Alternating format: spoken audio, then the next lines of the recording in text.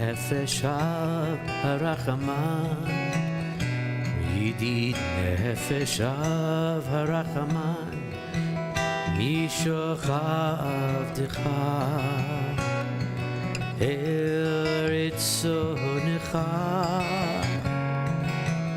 משוך עבדך לה לה לה לה לה לה אל רצונך. ירוץ עבדך כמו הים, ישתחווה אלי אל הדרך. ידיד נפש אב הרחמן, ידיד נפש אב הרחמן, משוך עבדך אל רצונך, משוך עבדך לה לה לה לה לה לה אל רצונך. We're on page 128. ירוץ עבדך כמו הים, ישתחווה לה לה לה לה לה לה אל מול הדרך.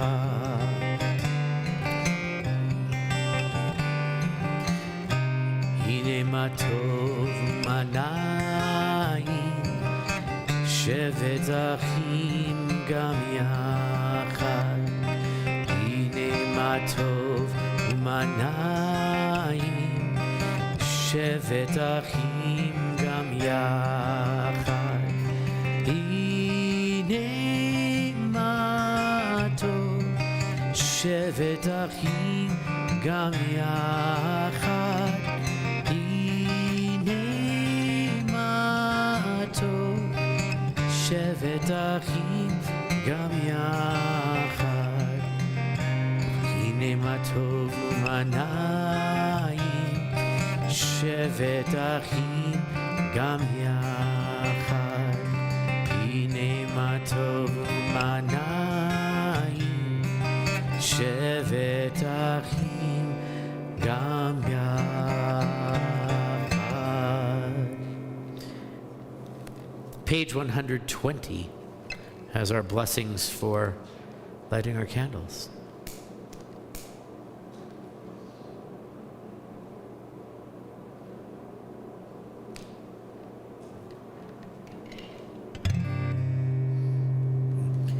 Baruch atah Adonai Eloheinu melech haolam,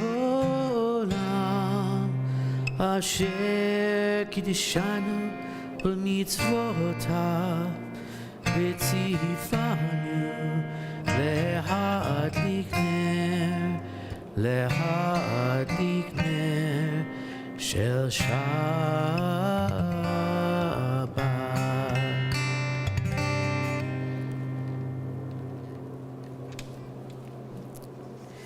Page 130, Psalm 95. We'll make our way through the Psalms of Kabbalat Shabbat. Lechu neranina, lechu neranina, lechu neranina l'Adonai. Lechu neranina, lechu neranina, lechu neranina l'Adonai. Naria, naria, l'tzur yishenu, v'kadma fanav b'toda.